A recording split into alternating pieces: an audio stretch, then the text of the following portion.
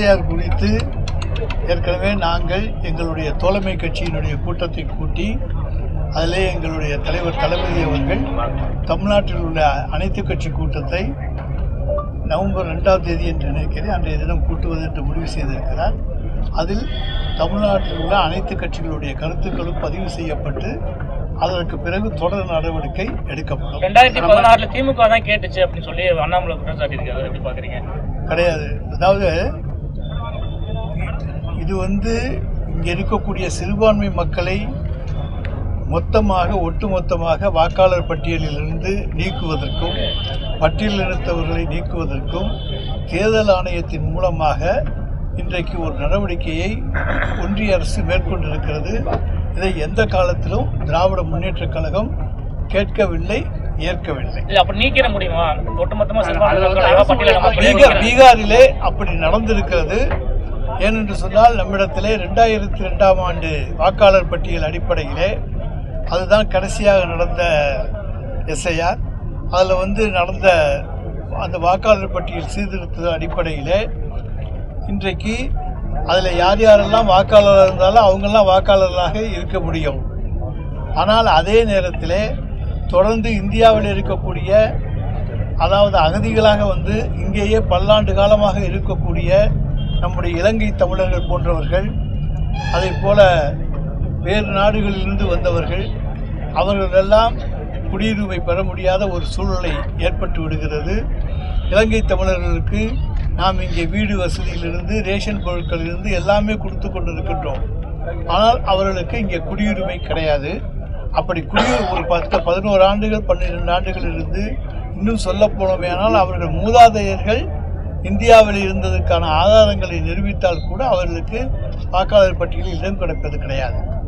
இன்னொன்று என்னவென்று சொன்னால், ஒரு வாக்காளரை இந்திய குடிமகனா இல்லையா என்று தீர்மானிக்க வேண்டியது இந்தியன் சிட்டிசன்ஷிப் ஆக்ட் 1955.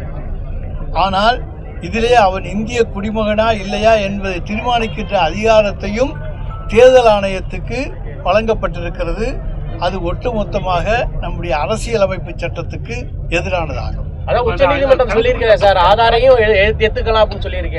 ஆதாரை ஏற்றுக்கொள்ளலாம் என்று சொல்லியிருக்கிறார்கள். ஆனால் நம்முடைய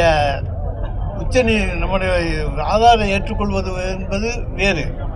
அதே நேரத்தில் ஒருவன் இந்திய குடிமகனா இல்லையா என்பதை தீர்மானிக்கின்ற சக்தியை இவர்களுக்கு யார் கொடுப்பது? ஆதாரை ஏற்றுக்கொள்வது என்று சொன்னால் ஆதார் வைத்திருக்கின்றவர்கள் இந்திய குடிமகன் தானே. அப்புறம் எதற்காக இந்திய குடிமகனா இல்லையா என்பதையும் தேர்தல் ஆணையம் தீர்மானிக்கும் என்று சொல்லுவது நிச்சயமாக ஏதோ ஒரு தவறு நடப்பதற்கு முன்னோட்டமாக அமைந்திருக்கு. நடைமுறைப்படுத்திட்டு இதுல இருக்க குற்றங்களை நீதிமன்றத்துக்கு நீங்க போகலாம். எதுக்கு ஆரம்பத்தில் எஸ்ஐஆர் எதுக்கு எதிர்க்கிறீங்க? இல்லையே, நாங்கள் நீதிமன்றத்தில் இருக்கக்கூடிய வழக்கில் எங்களையும் நாங்கள் சேர்த்துக் கொண்டிருக்கிறோம். 100க்கும் மேற்பட்ட இயக்கங்கள் அதில் சேர்ந்திருக்கின்றன. அதில் இறுதி தீர்ப்பு வரும். மாநில அரசோட ஊழியர்கள் இந்த பணியில் ஈடுபடுறாங்க. அப்பனா தமிழ்நாடு அரசோட ஊழியர்கள், அரசு ஊழியர்களை நம்ம சந்தேகப்படக்கூடிய. தமிழ்நாடு அரசு ஊழியர்கள் நேர்மையானவர்கள். அவர்களுக்கு சில கட்டளைகள் வருகின்ற பொழுது இந்த மாதிரி செய்யுங்கன்னு சொல்லி வருகிற பொழுது அந்த கட்டளைகளை அவர்கள் பின்பற்ற வேண்டிய சூழ்நிலை வருகிறது. எப்படிப்பட்ட ஆணைகளை தேர்தல் ஆணையம் அவர்களுக்கு சொல்லப் போகிறது என்பது தெரியாது. அப்படி தேர்தல் ஆணையம் அந்த மாதிரியான தவறுகளை சொல்லிவிட்டால் அதில் இருக்கக்கூடிய பாதிக்கப்படக்கூடியவர்களை நாம் காப்பாற்றியாக வேண்டும். இதுல பீகார்ல எடுத்தது பெரிய சர்ச்சையாகி அது ஒரு பாடமா எலெக்ஷன் கமிஷனுக்கு அமைஞ்சிருக்கு. அப்படிங்கிற முறையில் தமிழ்நாட்டில் முன்கூட்டியே நம்ம இதை எதிர்க்கலாமா? எதிர்க்க வேண்டிய சூழ்நிலை இருக்கா? ஏன்னா சார், தமிழ்நாட்டில் வெளிநாட்டு அதாவது வெளி மாநிலங்களிலிருந்து வேலை பார்க்கக்கூடியவர்களுடைய எண்ணிக்கை இன்றைக்கு லட்சக்கணக்கில் அல்ல, கோடிக்கணக்கிற்கு வந்திருக்கிறது. பீகார் மாநிலம், ஜார்க்கண்ட், வெஸ்ட் பெங்கால், ஒரிசா இப்படி எடுத்துக்கொண்டால் பல்வேறு மாநிலங்களிலிருந்து இங்கே அவர்கள் புலம்பெயர்ந்து வேலை பார்த்து விட்டு தங்களுடைய பண்டிகை நிகழ்ச்சிகள், வீட்டு நிகழ்ச்சிகள் எல்லாவற்றுக்கும் அவர்கள் தங்களுடைய சொந்த மாநிலத்துக்கு சென்று விடுவார்கள். ஆனால் இதில் இருக்கக்கூடிய ஆபத்து, அவர்கள் இங்கே வாக்காளராக பதிவுகின்ற பொழுது அவர்களுக்கு தமிழ்நாட்டினுடைய அரசியல் சூழ்நிலை தெரியாது. அவர்களுடைய மாநில அரசியல் சூழ்நிலை வைத்துக் கொண்டுதான் செய்வார்கள்.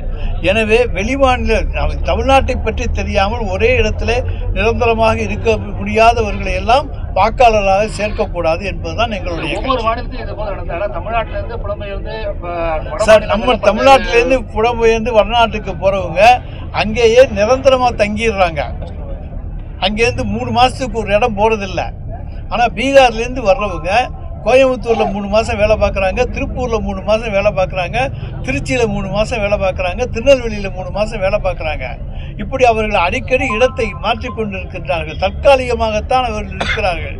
தமிழ்நாட்டில் இருந்து செல்கின்றவர்கள் அங்கேயே நிரந்தரமாக இருக்கின்றார்கள். எனவே அவர்களை நிரந்தரவாசிகளாக எடுத்துக்கொள்ள முடியும். இவர்கள் தற்காலிகமாக வந்து ஒவ்வொரு இடத்திலே நிரந்தரமாக இருக்கக்கூடியவர்கள் அல்ல. எனவே நிரந்தரமாக இருக்கக்கூடியவர்கள் தான் வாக்களிக்க வேண்டும். தமிழ்நாட்டுல மழை பெஞ்சிட்டு இருக்கு, திமுக காணாம போயிரும் தமிழிசை சொல்லியிருக்காங்க. என்ன மழை பெஞ்சிட்டு இருக்கு, நெல் விவசாயிகள் பாதிக்கப்பட்டிருக்காங்க. ஆனா முதலமைச்சர் வந்து அந்த மாரியை பார்க்காம மாரி செல்வராஜுக்கு படம் பார்த்துட்டு வாழ்த்து தெரிவிக்கிறாரு. திமுக வந்து காணாம போயிரும் சொல்லி தமிழிசை சொல்லியிருக்காங்க.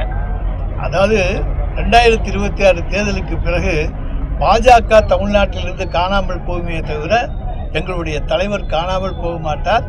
மீண்டும் எங்களுடைய பார்ட் 2 நிச்சயமாக திராவிட மாடல் ஆட்சியினுடைய 2ஆம் பாகம் தொடரும். நெல்மணிகள் முளைப்பதை போல பொதுமக்கள் மனசுல வந்து திமுக மீதான வெறுப்பு வந்து அதிகரிச்சிருக்குன்னு சொல்லி தாவேகா தலைவர் வந்து குற்றம் சாட்டியிருக்காரு.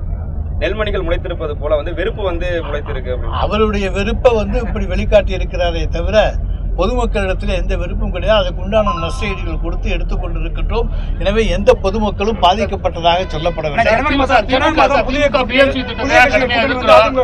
இதுல வந்து முதலமைச்சருக்கும் திருமாவளவனுக்கும் பயம், தோல்வி பயம் வந்துச்சு. நயினார் நாகேந்திரன் பேசியிருக்காங்க. நயினார் நாகேந்திரன் எதை வேணாலும் பேசிட்டு போட்டு அவர்கிட்ட தலைவர் பொறுப்பை கொடுத்துருக்காங்க.